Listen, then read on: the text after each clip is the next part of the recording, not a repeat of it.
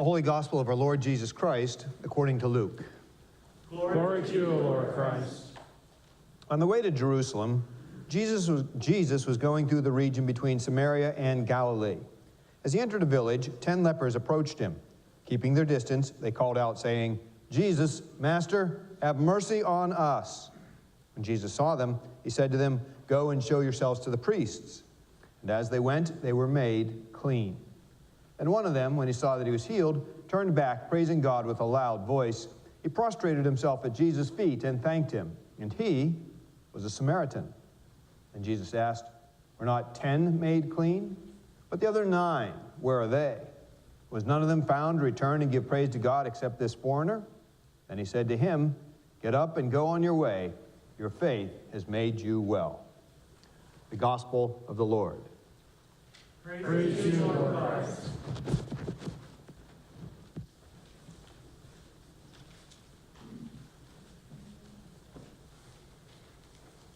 You guys can be seated while we do the handoff here. There you go. Thank you. Have fun. Always.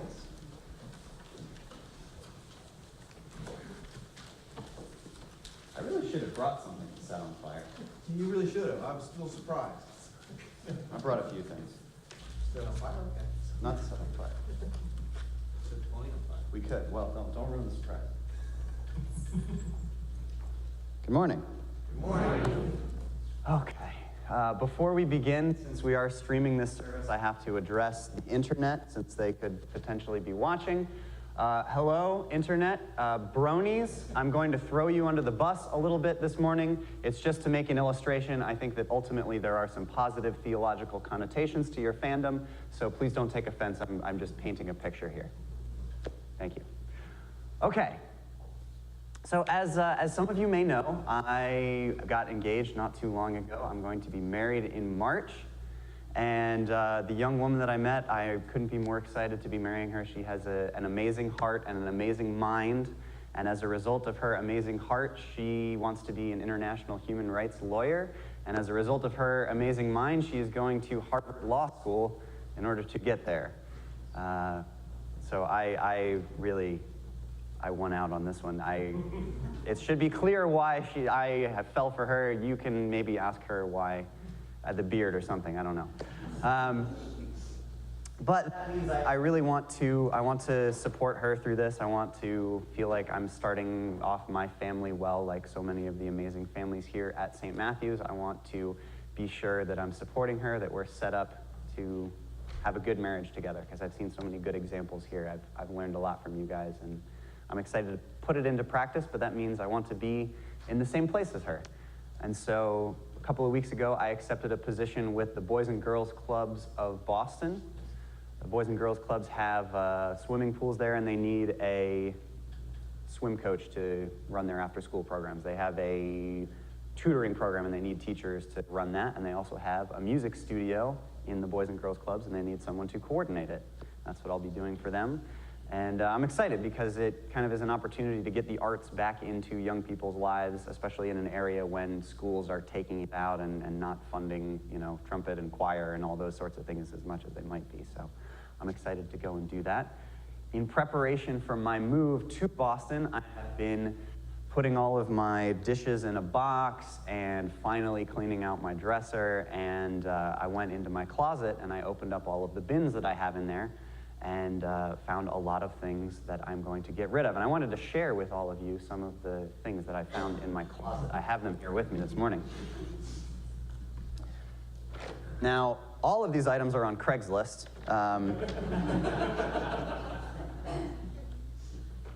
Dave asked for one of them, so I'll tell you when we get there. You can't, that one's already spoken for. But we have one racquetball racket.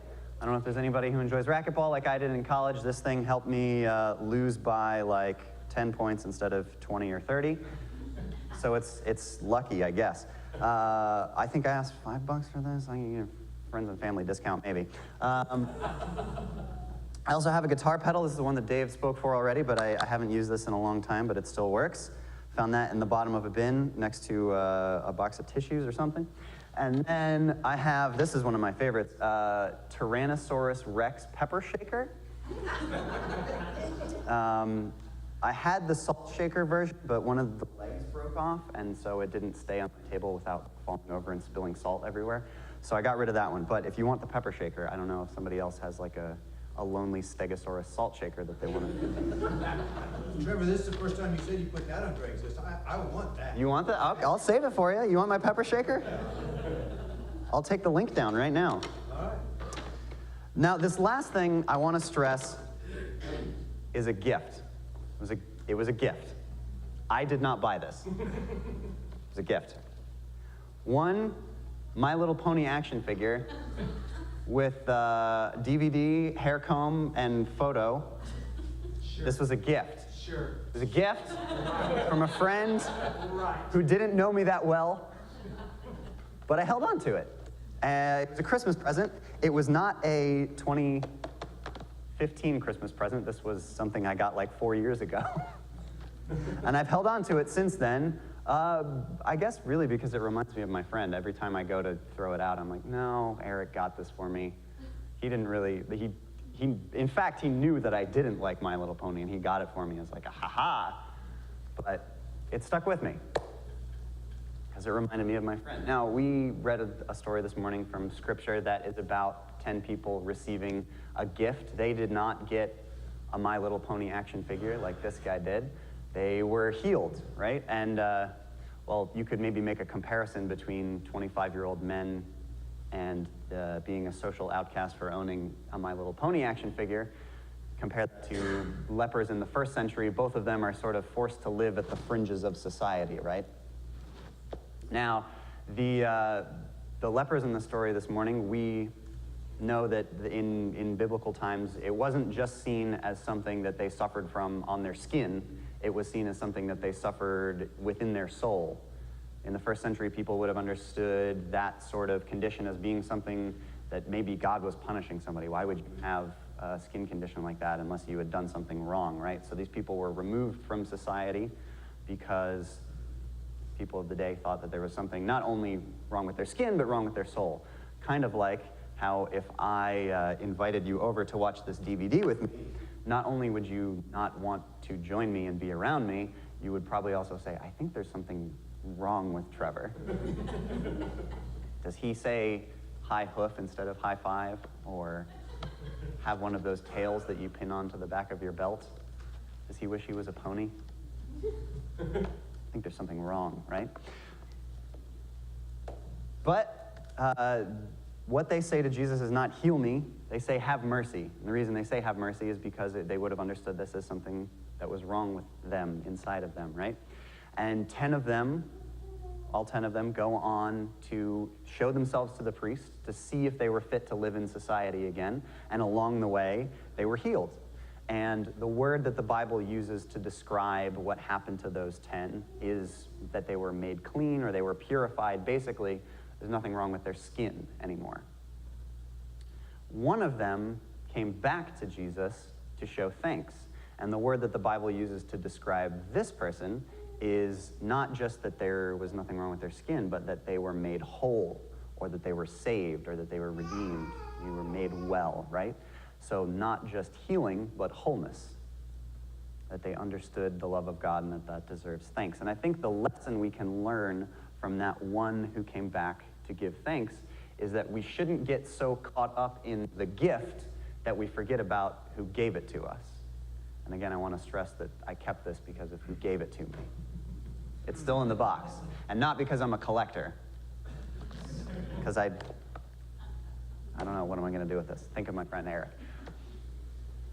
And I think that we've all sort of experienced a lot of these same gifts from being here at St. Matthew's. You know, maybe being a part of this church, we brought you meals when you were ill, or we called you after you got out of surgery. Maybe we baptized one of your kids, or we let you use space in the parish hall, blessed one of your pets. It could have been any number of things, and it would be really easy to just remember the activity that we got to share together, right?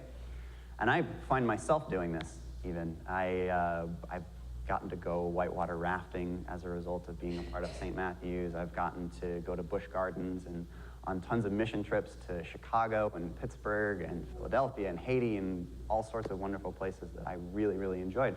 And I find it so easy to think about, you know what, Haiti was really fun, or whitewater rafting was really, really fun. But I need to remind myself not to get caught up in those gifts and to remember the people who gave them to me. It was Zach Rugen who helped me shuttle all sorts of middle and high schoolers down to Harper's Ferry to go whitewater rafting, and I had his help. It was Mary who organized all of our mission trips to go to Pittsburgh or Haiti, wherever it might be. She did so much work, and I should be thankful for her and not just the trip. I should be thankful to Rob for letting me set so many things on fire. Just an irresponsible number of things on fire, including almost Rob. Good point. Just recently. And so I should remind myself not to get caught up in the gift and to remember who gave it. I wanted to tell you guys just, again, a story about a person. When I was an intern here, a long time ago, we went to go see the 7th Harry Potter film. Does anybody need to plug their ears because they haven't seen like the last Harry Potter? Spoiler alert if you haven't. And we went dressed as characters from Marvel, because why not? Gonna go see Harry Potter dressed as Wolverine and Iron Man and Flash. That's what we did. And one of our students here, he was in middle school at the time, Elijah, was dressed as Nick Fury. And he brought with him, Nick Fury carries a pistol or something, but he obviously can't carry anything like that into a movie theater. So he had this little bullhorn, and you would pull the trigger on it, and it would make a cow sound. So that was his prop. And so we get into the theater, and we're watching Harry Potter. And again, plug your ears if you haven't seen it. Everybody good? Okay. So Harry at one point dies, and he's in limbo or whatever kind of mystical Harry Potter land you go to after you get zapped with whatever spell he got zapped with. And the whole theater is, and then silence, and the screen is white, no one is breathing, and Elijah takes out the bullhorn. And in a dead, silent movie theater, we all hear,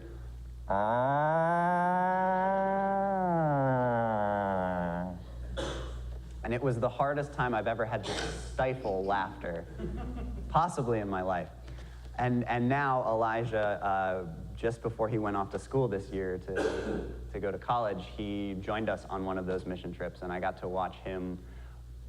Not that there's anything wrong with making a moo sound during Harry Potter, because I enjoyed it so much, but he's matured even to the point where he's going out to Pittsburgh and serving lunches to people who otherwise wouldn't have gotten a lunch, or playing with kids who are refugees and part of a church community up there. So there's so many people to be thankful for, and stories about people to be thankful for, and not just little noise-making cow guns. I don't really know what to call it.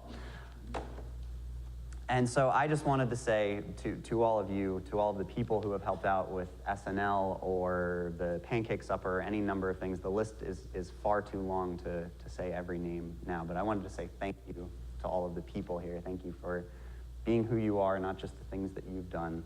And I promise not to focus on the gift and to remember the people who gave it. Like the lepers in our story this morning, I think we're all healed when we return together to a faith community, to a group of people, and we're healed on the way to that.